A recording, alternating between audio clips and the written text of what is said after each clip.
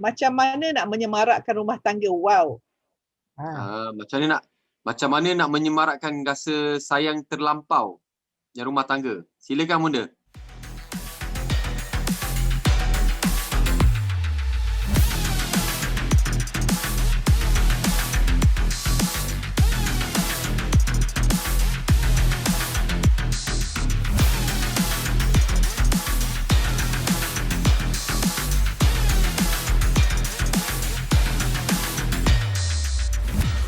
Tajuk kau letup tali begini Ya.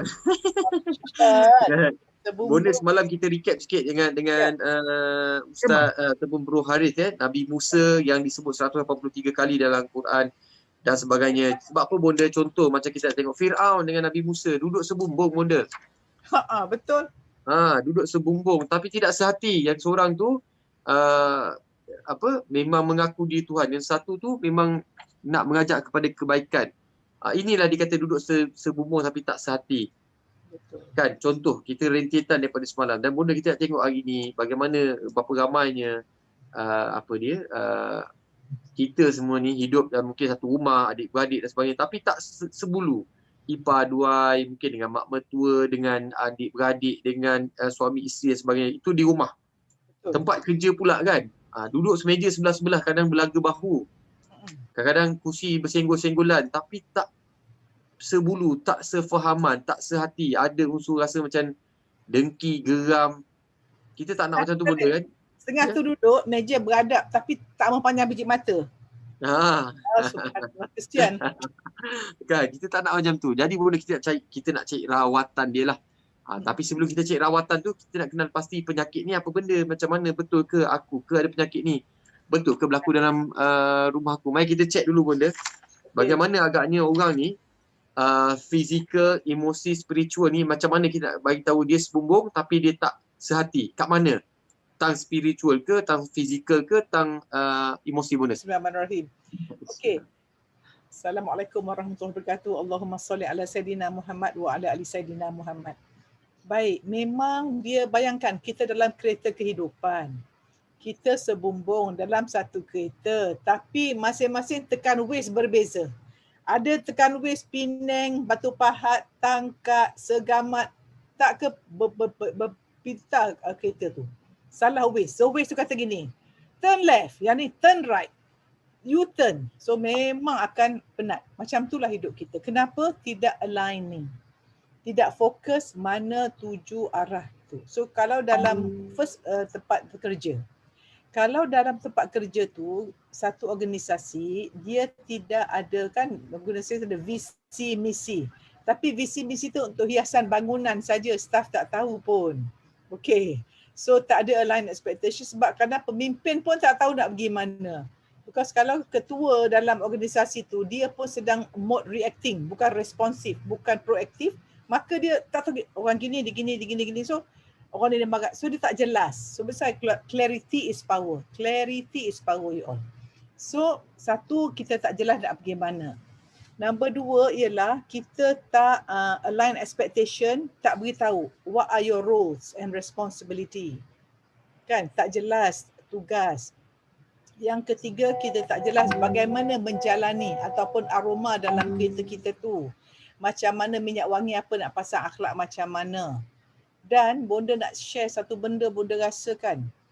Semua ini berlaku sebab hubungan antara seseorang tu tak ada, dipanggil tidak ada interpersonal intelligence. So Bonda nak sharekan satu macam wheel kehidupan yang Bonda rasa sangat bagus. So you all, Bonda nak cakap macam ni. Hidup kita ni satu kekayaan. Setuju tak Talib? Sihat itu kaya, tenang betul. Itu kaya, duit itu kaya, hati nak buat baik itu kaya, skill buat kerja itu kaya. So cuba bayangkan, cuba semua orang tulis 5 perkara. Okey? Bonda nak bercakap tentang modal kehidupan. Dan modal, sebelum ni Bonda kata modal kehidupan yang utama ialah, tepung kehidupan ialah emosi ataupun nafsu kita, nafsu amarah, lawamah atau mutmainnah. Itu dari segi spiritual. Tetapi bagi orang yang belum faham tasawuf dan new beginner, you all boleh join in 7am Club, boleh nak you all bayangkan 5 perkara. Number 1, untuk kita ada kan, kalau kita pergi any organisation, dia panggil sustainable. Sustainable maknanya always going on. So maknanya kita buat satu rumah, kita nak ada maintenance, kita nak ada orang cuci, sustainable wealth atau kekayaan sustainable bergantung pada 5 perkara. Dan bagi 5 perkara ni aktiviti berbeza, sangat berbeza. Dan ini dihasilkan oleh bijak pandai yang telah banyak berfikir. Sebab manusia sekarang semua, saya nak berniaga tak ada modal. Betul tak? Nak bercakap tak ada modal. Every time tak ada modal. Macam KK kita ni Tuhan izin banyak modal dia, macam-macam kan. So, pertama Bonda rasa kita nak fokus pada kita punya human capital. Modal insan. Sebab tu organisasi atau negara akan invest on human capital. Kita panggil modal insan. Masa itulah kita fokus kepada penerapan nilai-nilai murni, tetapi selalunya modal insan dalam organisation atau tempat kerja, kita kata invest in capability, keupayaan, skill building. Sebab kalau kita organisation, kalau orang baik je tapi tak profesional, tak berjalan lah kereta tu. Baik, sembang, ketawa tapi tak bawa kereta, tak jalan. So kita mesti ada human capital kita, capability. Sebab Bonda akan relate pada rumah tangga dan segalanya, gunakan model ini. Number 2 ialah kita punya social capital. Daripada human capital tu, orang yang bijak dia ada innovation capital ataupun modal inovasi. Inovasi bererti apa? Kita bukan buat benda yang sama. We become better. How can I do better? How can I serve better? How can I love more, share more, do more, nurture more? So how can I become more effective? Itu orang innovation. So maksud hadis innovation apa? Orang yang hari ini lebih teruk pada semalam, celaka. Orang yang sama, rugi. Orang beruntung, orang bertambah baik. 1. Number 2, daripada your innovation. So dalam human capital ni kita kena invest in capability. Dan your innovation capital ni kita mesti continuous improvement. So dalam medical, Talib, doktor ni tak boleh renew license. Macam Bonda tak boleh renew license sebagai doktor kalau Bonda tidak attend CME, Continuous Medical Education. Baik. Kena upgrade selalu. Bonda, ada orang kata ini bagus untuk management syarikat, tapi untuk keluarga pun okey Bonda kan? Yes, dengar Bonda cakap dulu. Okay. Okay. Number 3, your financial capital. Financial capital ni kita mesti melabur, buat passive income, ada active income, ada passive income. Banyak orang dia fokus pada active income. Maka bila income you tiba-tiba berhenti kerja dah tak ada. Tak boleh dah. You ada passive. Passive tak bekerja tapi you tanam dulu. Okay, maka you akan have a broad based income.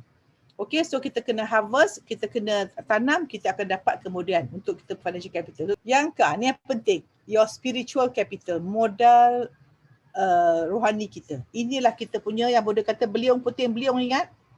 Siapa yang duduk tengah-tengah, walau puting beliau macam dia tengah, there's our true, kalau Mak Sari dia panggil true north.